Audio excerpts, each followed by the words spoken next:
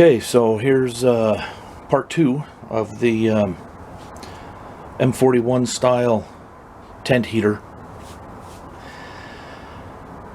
Did some research last night, read through the technical maintenance manual a bit, and turns out you can't run JP4 in this, jet propellant number 4. I'll find out why, just for my own knowledge. But I did a little change to the hoses here. You know, these parts here swivel, and what they have are these finger turns. I'll leave this one on because that's at the outlet for the fuel. But these were just too cumbersome. And I found that when I tried to tighten the input hose to this fitting here, that this one would hit the body of the regulator. And I didn't like that because I couldn't get a tight fitting. So I don't want to fire, I don't want to blow up.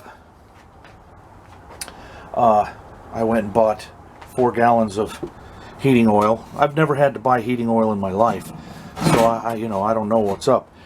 It is it's just diesel number 2 with red dye in it. So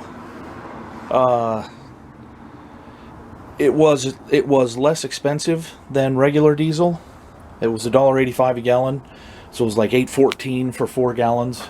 Anyway, so let's get the burner into the bottom of the heater and start connecting some of the fittings together.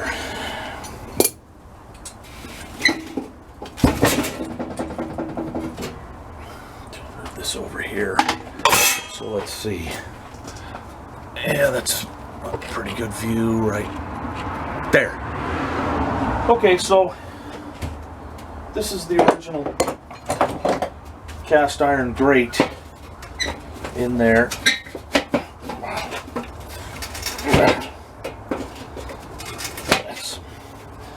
Okay, so this is the original cast iron grate. This has to come out. It's pretty heavy, and that's for the coals to rest on, and the wood as it burns through, so we'll move that aside. This base plate has to stay in. It's pretty simple.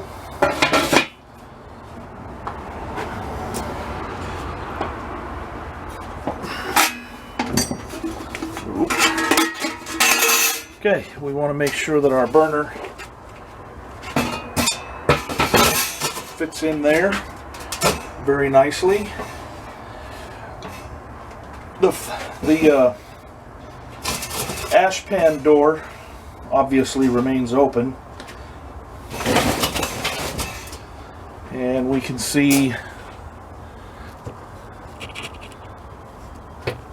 here is the inlet pipe, and all I'm going to do is thread the burner regulator onto the pipe.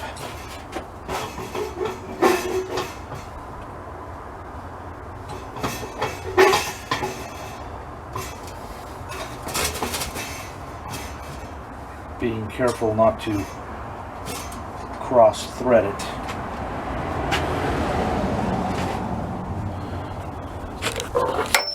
Bring you down a little closer so that you can see. So I think it's starting to get snug. I don't want to tighten it any further than that. Don't really need to. But let's just see here. There they are. Yeah.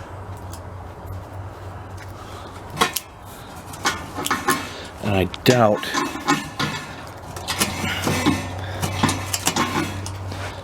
I can get that fitting any tighter. I don't want to break the fitting.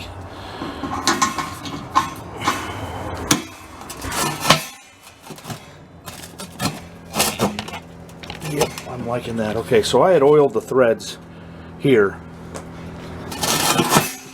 I gotta sit you down.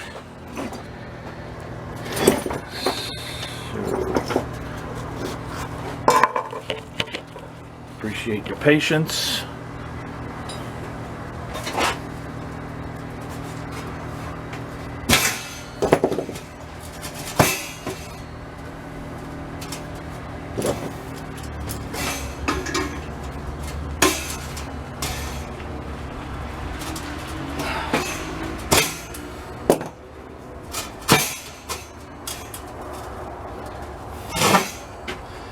Okay, so that's good and tight.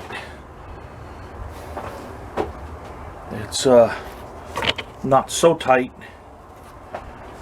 that I'm going to break the fittings or anything like that, but it's good. It's pretty hand tight. Now this piece I discovered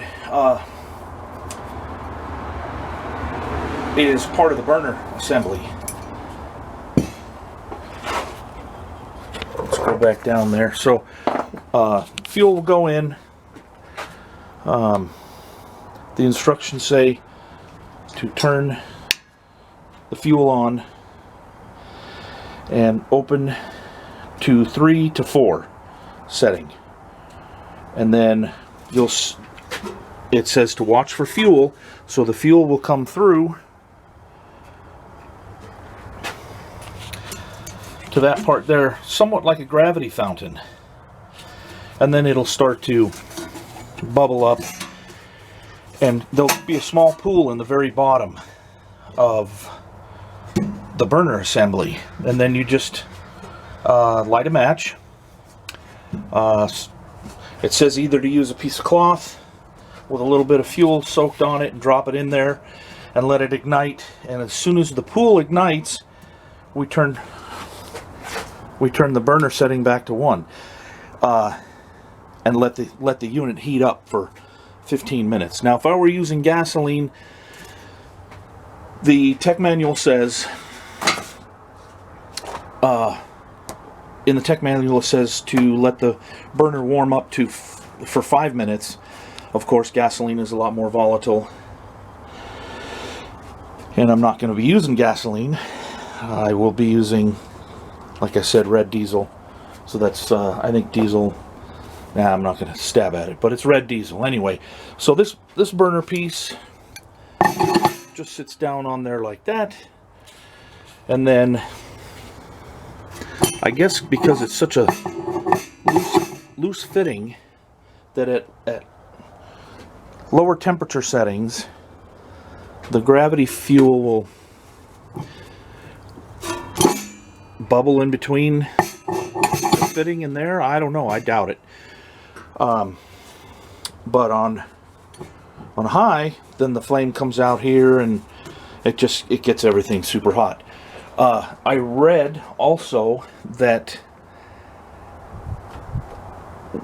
with 4.5 gallons, I have about 13.5 hours of heat time on full blast, and that would be all the way up on number 9. So, you know, I'm not out in the shop working all the time, but it's nice to have heat. So, you know, 15 hours for $8, that's a pretty good deal.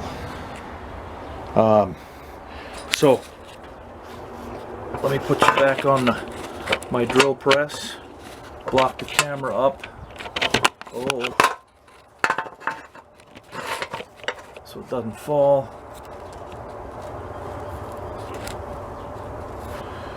And then what I'm going to do is attach the 2 lines.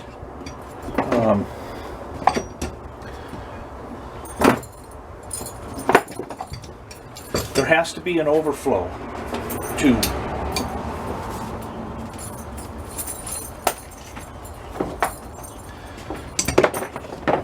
just in case the regulator gets too full. Hopefully you can see that this fitting goes in here. And this is not a swivel fitting, so I gotta use my old wrench.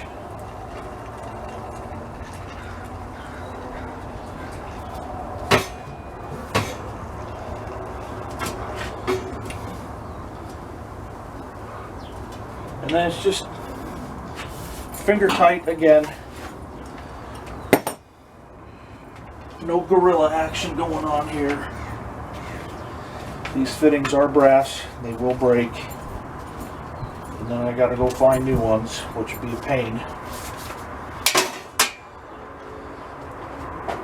Okay, and then this fitting is the fuel supply hose. And it does have a swivel on the end.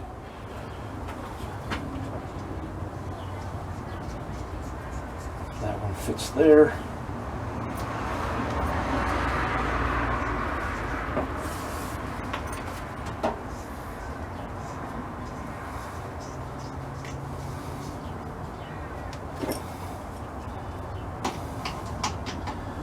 Oh, I know, I can make a comment. Long time ago I was taught how to properly use an adjustable crescent wrench. I don't know what year this one is, but it's pretty darned old. You never want to have the jaw pulling. Meaning if I'm going to tighten this, let me get you a little closer. Switch hands, sorry for all the quick movement. Okay, so I don't want to use the wrench this way. I see a lot of people doing that with old wrenches. There we go.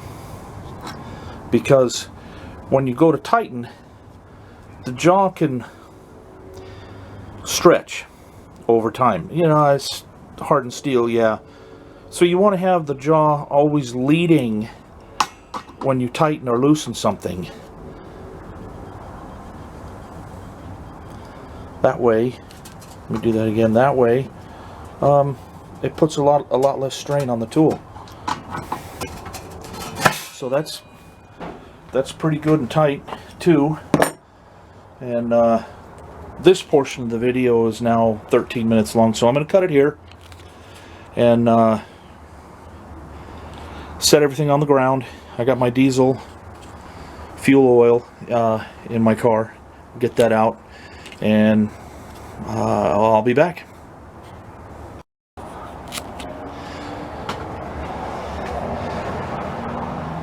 Alright, I'm back.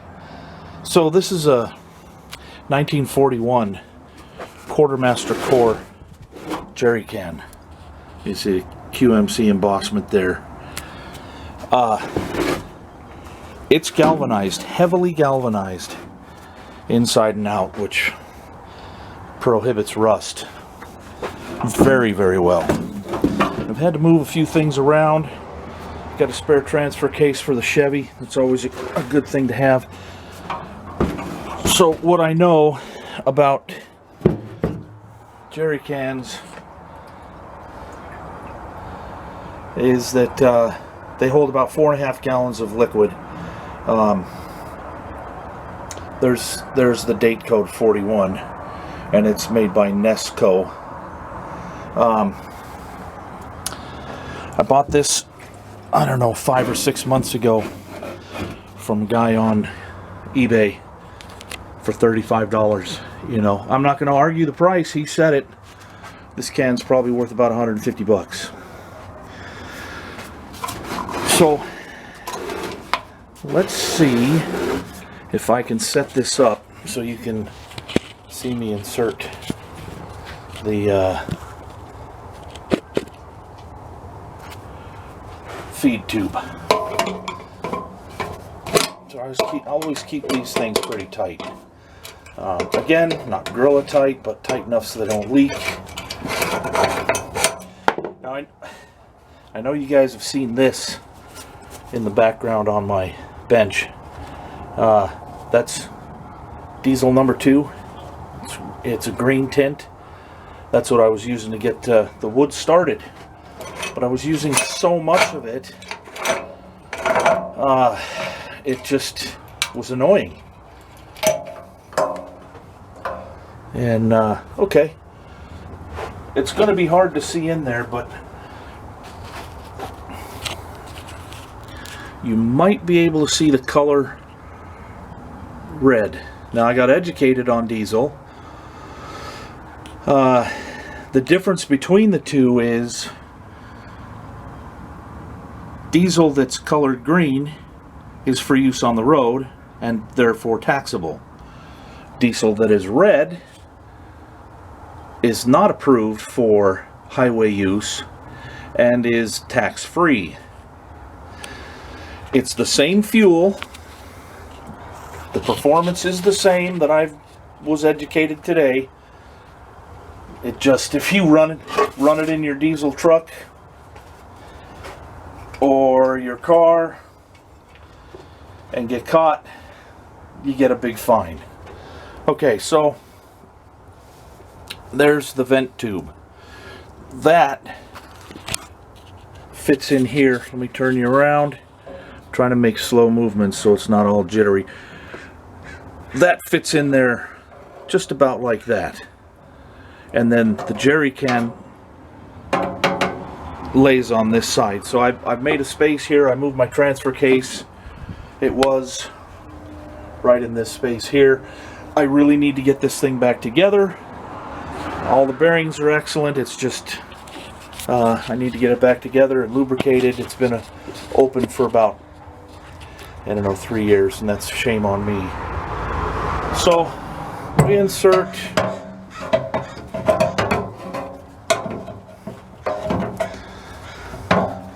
interesting.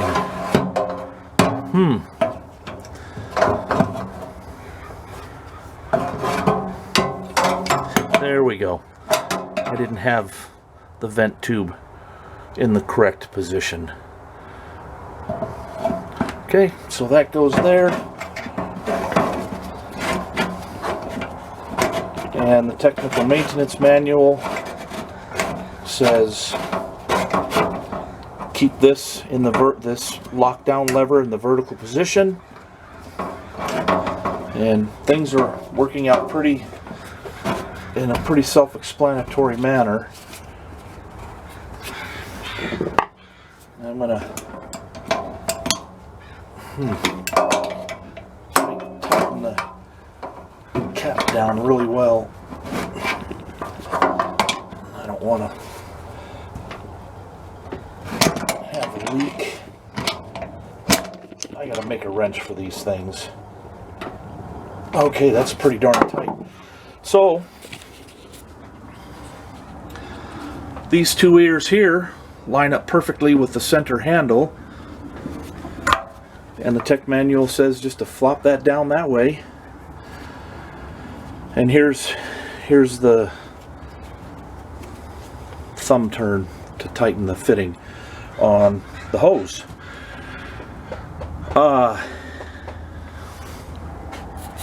Down in there, we can see it there.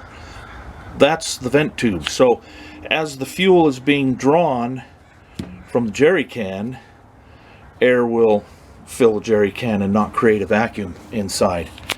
So I probably will get some spillage when I first put this thing over on its edge. And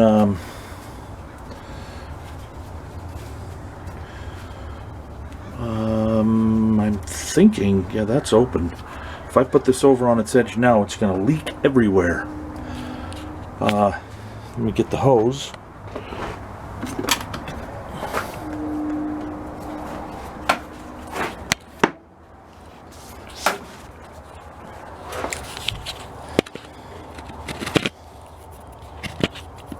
There we go.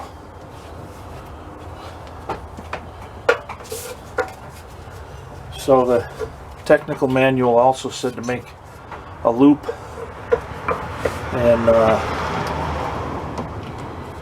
may be difficult to see. Yeah, you can see a little bit.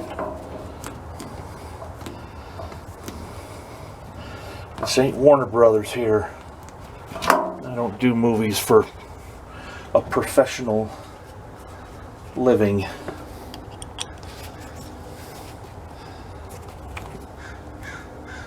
Okay, that's pretty tight.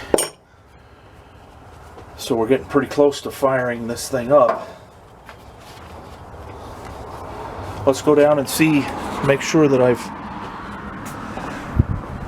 turned the fuel off and it's in the on position. So it has a little detent so that when I turn it on, it clicks into place. See that? So it's off. Fuel's selection is 0.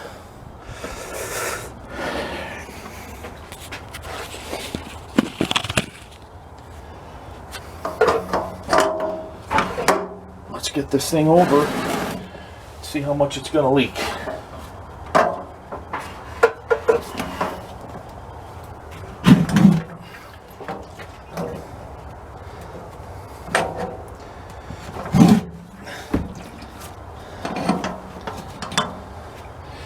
Yeah, like I said, it started to leak from the vent tube because it's full of diesel.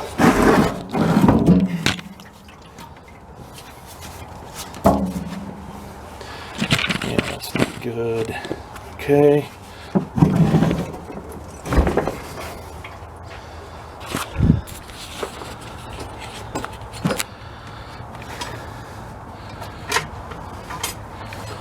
So it's dripping just a bit right there, but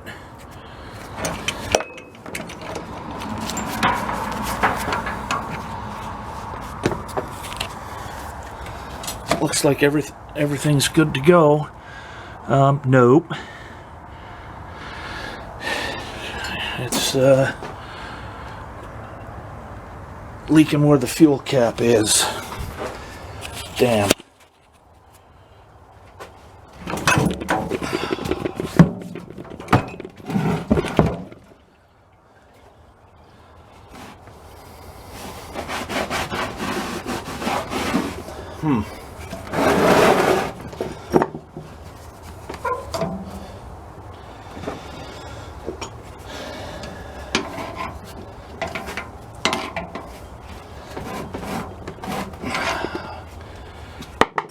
I think I can get that tighter without a hammer, and I hate to hammer on things.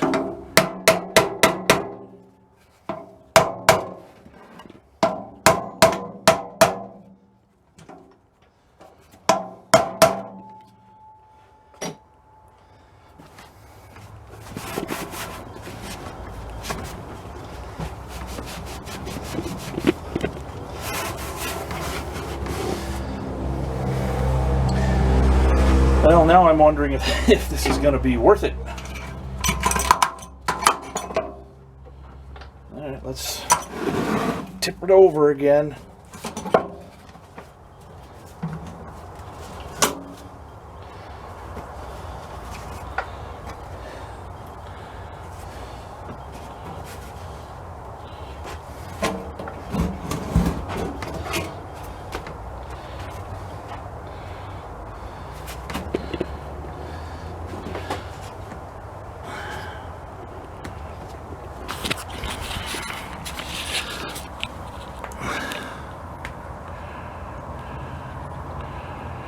Yep, it's still leaking. I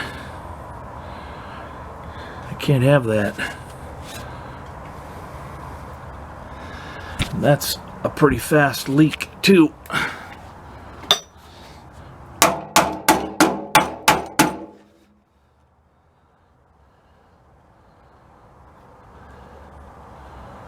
Now, all right, this ends the video.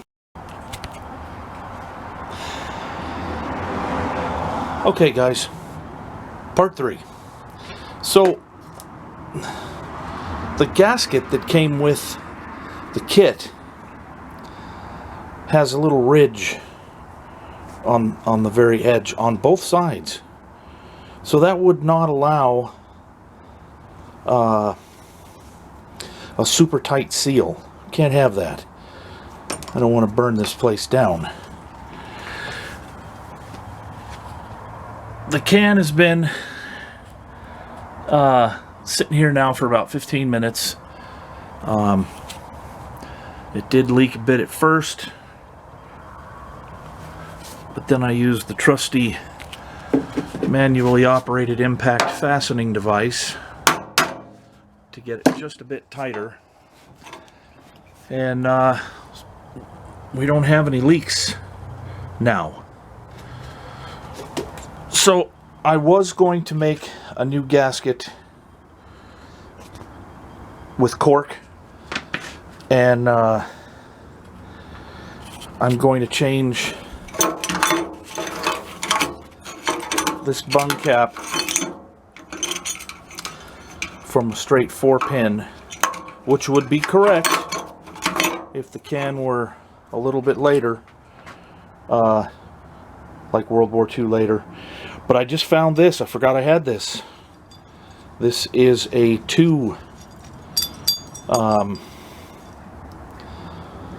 two-eared bung cap, and that would just be to use for transportation, you know. So all the rest of my jerry cans have cork gaskets in them, and they don't leak. So depending on what happens here, you know, I may make a cork gasket for it, but so far no leaks. I don't really like these chintzy hose clamps. I may change them out to the good ones. But we got everything hooked up. Let me slide this around. I'll set the camera here. Everything's connected. Slide the jerry can around.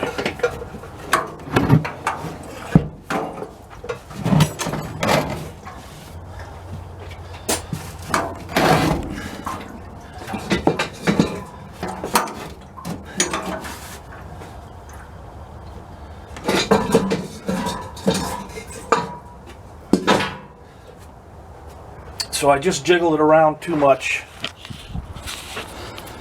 and I got a rush of diesel oil through the vent tube.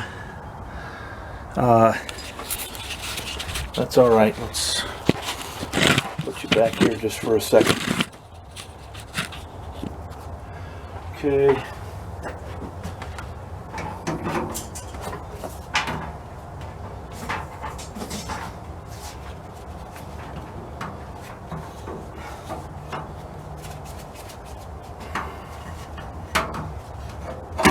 There.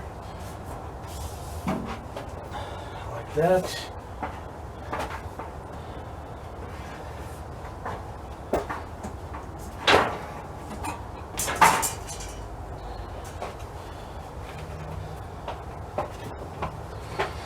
Alrighty. I'm gonna block up the back end.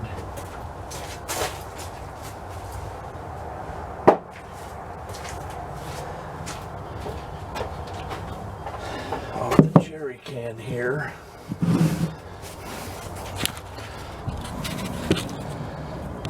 So this is all I'm doing, is just blocking up the back end. That'll put a bigger air gap, air bubble back in here where the vent tube is. This thing's got to go. It's vacuum brake bleeder assembly.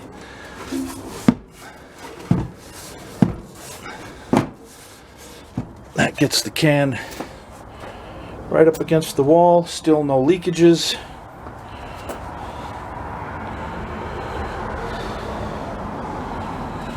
I have to move all that crap there. Now the TM says put your vent tube out or your overflow tube out. I can go there.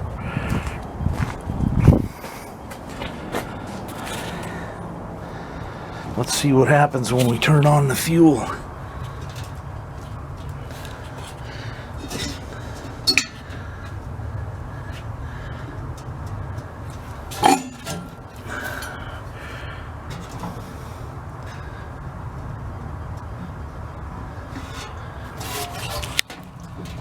Not seeing anything yet.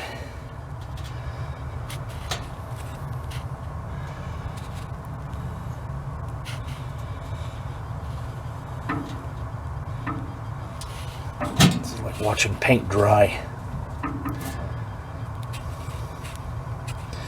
Alright, I'm going to cut this video here so you guys don't have to be bored to death, and I'll mind the store.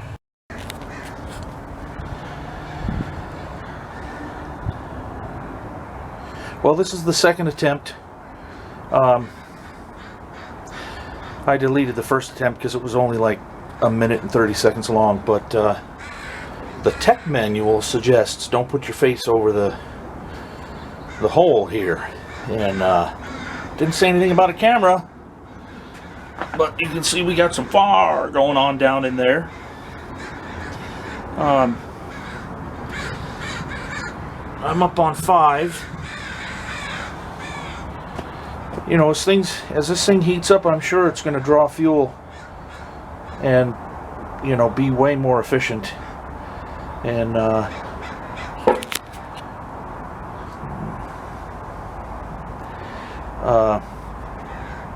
tech manual also said, you know, wait till it cools so you don't have any vaporized fuel. Look at that. That's going pretty good now. I think what I did was, I had turned it down to level 1 on the regulator, and that may have been too low to get this thing started, and that's probably why it went out. I'm just going to leave the lid open so, you know, it'll draft more air, and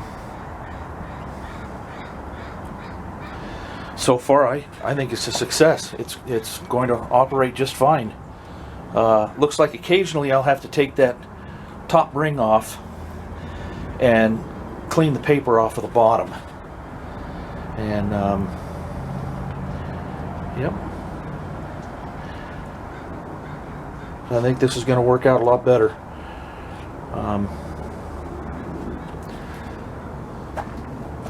I'll do another follow-up video in a few days after I've had more time to understand what's going on with this thing, have more experience with it, but looks like as it is now, it's going to work fine and take up a lot less space. Certainly, definitely cheaper. To burn several million old plant material and dinosaurs than new wood that's green. Anyway, gonna cut it off here. Thanks for watching my video. Later.